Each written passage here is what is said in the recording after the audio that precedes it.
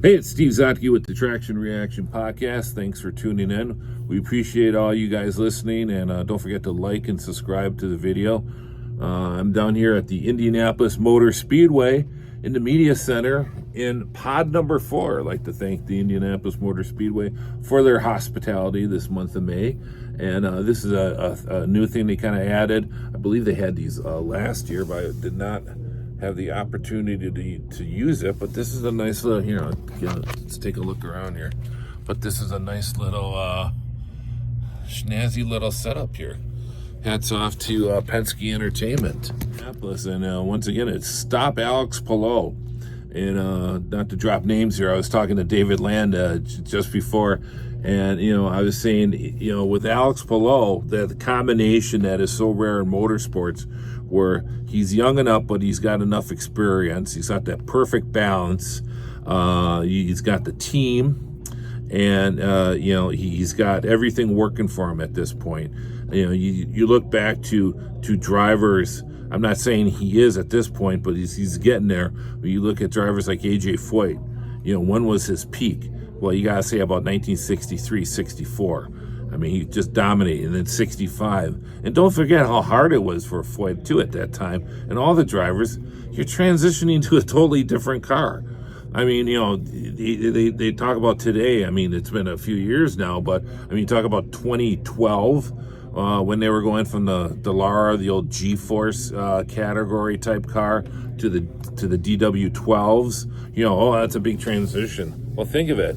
The guys in the mid-60s were going from a front-engine dinosaur of a car, tube frame, engine up front, Offenhauser, to a lot of them were going to a monocoque type chassis, whether it was Lotus or Lola. And a lot of them were also switching engines, not only going from the 4-cylinder Offenhauser, but they're going through a V8, 8-cylinder, 4-cam Ford engine. I mean, you're talking about, and then that's what Foyt did. Foyt went from an Offenhauser front engine car to a rear engine 4-cam Ford. I mean, talk about, not only was it, he switched the chassis, he switched the engine, formula, whatever you want to call it, going from a rear engine or front engine to a rear engine car. It's just extraordinary.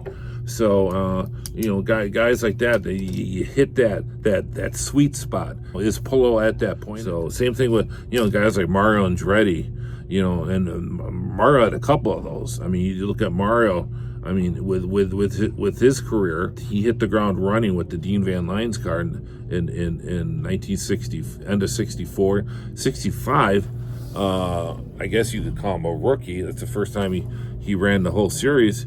National champion, and then won the national championship again. Then won the 569 while running with Clint Bronner. And then, secondary with his Formula One career with Lotus, Colin Chapman. And then you look at probably 85 with that Beatrice team, with the Newman Haas. I mean, he was just at the top of his game there. I mean, so he had like 3 peaks, you could say. And there's been other drivers too. You look at Rick Mears. And Rick Mears' career is interesting. Because you got, the youthful Rick Mears, winning the 500 here in 79, but just being a gunslinger in 82. 81, he got burned. He missed the Milwaukee race, and he goes down and wins at Atlanta and pretty much dominated that second half of the season. 82 at that PC10 was just a killer. But, and this is where I'm saying you got that perfect combination. It's interesting when they talk about the Johncock Mears battle for the win. They talked to Rick Mears later, and he admits that Johncock snookered him. Johncock had the experience, and Mears didn't want to take the chance, and he took second place. But a more experienced Rick Mears probably may had passed him or crashed. Who knows? But then he gets hurt. The horrible injuries at San Air, and then he comes back and just he was able to. I don't think he's ever the same. I think he would admit it. as good as he was prior, but he came pretty close from those horrible feet injuries. But just as Indianapolis, I mean, I think from not only, once again, you talk about the team and everything gelling together, but him qualifying at Indianapolis was just extraordinary. You see guys put down a lap, and then Mears would come out late in the day, and not only would he beat that time, but he would beat it by a decent amount of time. I think of like 88. He was just so fast. 89, and then even 91. I was thinking, oh my God, AJ Foyt's gonna get the pole, and then you had Mears come out, and he's like, oh. I guess that makes sense, doesn't it? But it would have been, I still say 1991 is probably the greatest front row in Indianapolis history. But that was a special time. But we'll be talking about Indianapolis. We'll be giving out doing some interviews coming up here, and I'm looking forward to do that. And this is just kind of a Indianapolis preview. You got the Indianapolis Grand Prix. 27 cars. Still a little frustrated with only 34 again with the Indianapolis 500. So you're going to have one car getting bumped, which is always a shame to see. But until you get that third manufacturer, that ain't going to change. It's going to be very tough for IndyCar to get a field where at least you're getting 37, 38 cars, which I think is certainly doable. And I still say, I know Marshall Pruitt, I think a couple years ago said it's not very doable, but if they can somehow work out an engine package deal that's compatible with IMSA, that would be interesting to say. I'm not saying a plug and play with IMSA, but just make it somewhat compatible, whether it's with the block and then just with minor corrections and that. I think that would be a way to open it up. I don't know why they can't do that. I know Racer had a good article about that, but I think that's going to be the way to do it. You hear these rumors about Honda not wanting to stick around. Wonder why are they doing a hybrid? Well, I think that's part of the reason they wanted to keep Honda around. And these manufacturers have to justify, why are we racing? What are we doing?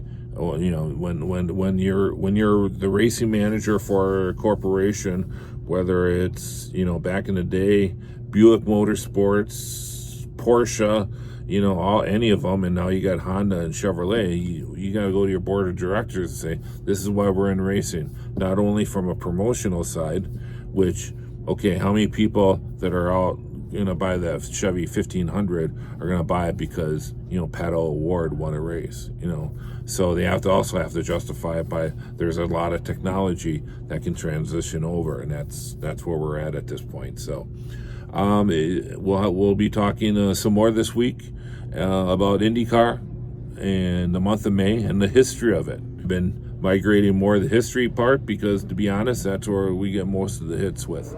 Did you know there's been 108 Indianapolis 500s, obviously at the Indianapolis Motor Speedway? Out of those, 53 were front engine cars.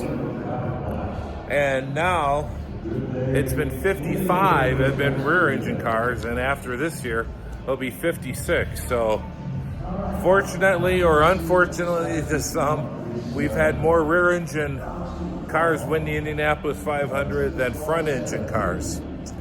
And as my buddy Dennis Krause told me, the Motorsports Minute, we almost had one mid-engine car. That was the Turbine in 1967 with Parnelli Jones.